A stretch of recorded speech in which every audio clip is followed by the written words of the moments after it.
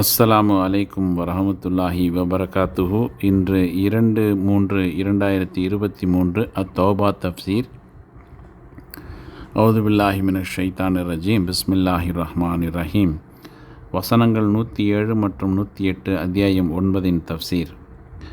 அபு ஆமிர் சண்டை தொடங்கிய ஆரம்ப கட்டத்தில் தம் கூட்டத்தாராகிய அன்சாரிகளுக்கு முன்னால் சென்று அவர்களிடம் பேசி தமக்கு உதவி புரியுமாறும் தமது கருத்துக்கு உடன்படுமாறும் தூண்டினார். அவருடைய வார்த்தைகளை புரிந்து கொண்ட அன்சாரிகள், அல்லாஹ்வின் விரோதியே, பாவியே, உனது கண்ணை அல்லாஹ் குளிர்விக்காமல் போகட்டும் என்று கூறினர். அவரை ஏசவும் வசைப்பாடவும் செய்தனர். அப்போது அபு ஆமிர், அல்லாஹ்வின் மீது சத்தியமாக நான் போனதற்கு பின்னர் என் சமுதாயத்தாருக்கு தீங்கு நேர்ந்துவிட்டது என்று கூறியவாறு திரும்பிச் சென்றார். அபு ஆமிர் மதீனாவிலிருந்து வெருண்டோடும் முன்பு அவருக்கு அல்லாஹ்வின் தூதர் ஸல்லல்லாஹு அலைஹி வஸல்லம் அவர்கள் அல்லாஹ்வின் பால் அழைப்பு விடுத்து குர்ஆனை ஓதிக் காட்டினார்கள். அவர் இஸ்லாத்தை ஏற்க மறுத்து இறை மறுப்பிலேயே பிடிவாதமாக இருந்துவிட்டார். எனவே அவர் அந்நிய பூமியில் நாதியற்றவராக சாகட்டும் என்று அவருக்கு எதிராக அல்லாஹ்வின் தூதர் ஸல்லல்லாஹு அலைஹி வஸல்லம் அவர்கள் பிரார்த்தனை புரிந்திருந்தார்கள். இந்த பிரார்த்தனை அவர் விஷயத்தில் அப்படியே பலித்தது. உஹது போரிலிருந்து மக்கள் ஓய்ந்தனர். இறை தூதர் ஸல்லல்லாஹு அலைஹி வஸல்லம் அவர்களின் நிலை மேன்மேலும் உயர்வதையும் ஓங்குவதையும் அபு ஆமிர் கண்டபோது நபி ஸல்லல்லாஹு அலைஹி வஸல்லம் அவர்களுக்கு எதிராக உதவி கோரி கிழக்கு ரோமானிய மன்னன் ஹெரக்லியஸிடம் சென்றார்.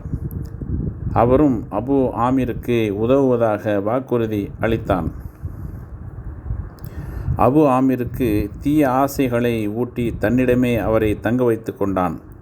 அப்போது அபு ஆமிர் தம் கூட்டத்தாராகிய அன்சாரிகளில் நயவஞ்சகமும் சந்தேகமும் குடிகொண்ட ஒரு குழுவினருக்கு கடிதம் எழுதினார். நான் விரைவில் ஒரு படையுடன் வந்து அல்லாஹ்வின் தூதர் ஸல்லல்லாஹு அலைஹி வஸல்லம் அவர்களுடன் போரிட்டு அவரை வீழ்த்துவேன், அவரை தனது கொள்கையிலிருந்து பின்வாங்க செய்வேன் என்று அந்த கடிதத்தில் வாக்குறுதி அளித்து ஆசை காட்டியிருந்தார்.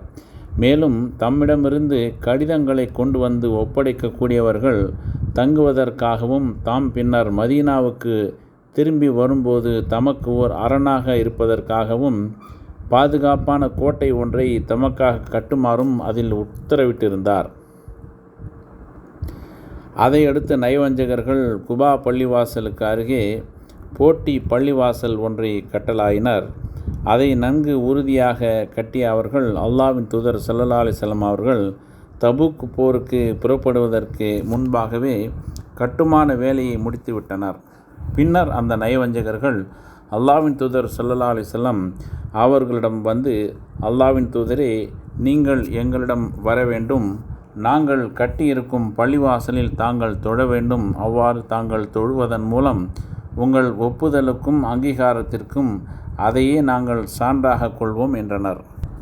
அந்த பள்ளிவாசலை தங்களில் உள்ள பலவீனமானவர்களும் நோய்வாய்ப்பட்டவர்களும் குளிர்கால இரவுகளில் பயன்படுத்தி கொள்வதற்கு கட்டியதாக தெரிவித்தனர். ஆனால் அதில் தொழுவதிலிருந்து நபி ஸல்லல்லாஹு அலைஹி வஸல்லம் அவர்களை அல்லாஹ் பாதுகாத்து விட்டான். அப்போது நபி ஸல்லல்லாஹு அலைஹி வஸல்லம் அவர்கள் அந்த நயவஞ்சகர்களிடம், நாங்கள் தற்போது பயணத்தில் உள்ளோம், எனவே இப்போது அங்கு தொழ வருவது இயலாது. எனினும் நாங்கள் பயணத்தை முடித்துவிட்டு திரும்பும்போது வேண்டுமானால் அல்லாஹ் நாடினால் பார்க்கலாம் என்றார்கள். பின்னர் நபி ஸல்லல்லாஹு அலைஹி வஸல்லம் அவர்கள் தபூக்கிலிருந்து மதீனாவை நோக்கி திரும்பி வந்து கொண்டிருந்தார்கள். அவர்களுக்கும் மதீனாவுக்கும் இடையே ஒரு நாள் பயண தொலைவு அல்லது அதைவிட குறைவான தூரம்தான் எஞ்சியிருந்தது. அப்போது நபி ஸல்லல்லாஹு அலைஹி வஸல்லம் அவர்களிடம் வானவர் தலைவர் ஜிப்ரீல் அலைஹிஸ்ஸலாம் அவர்கள் வந்து நயவஞ்சகர்கள் கட்டிய அந்த ஊர் விளைவிக்கும் பள்ளிவாசல் தொடர்பாக செய்தியை எடுத்துரைத்தார்கள்.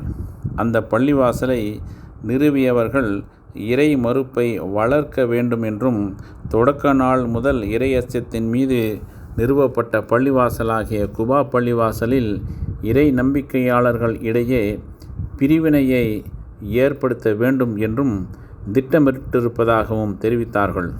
எனவே அல்லாஹ்வின் தூதர் ஸல்லல்லாஹு அலைஹி வஸல்லம் அவர்கள் தாம் மதீனா வந்து சேர்வதற்கு முன்னரே அந்த பள்ளிவாசலை தரைமட்டமாக்குவதற்காக ஆட்களை அனுப்பி வைத்தார்கள். இன்ஷா அல்லாஹ் நாளை தொடரும்.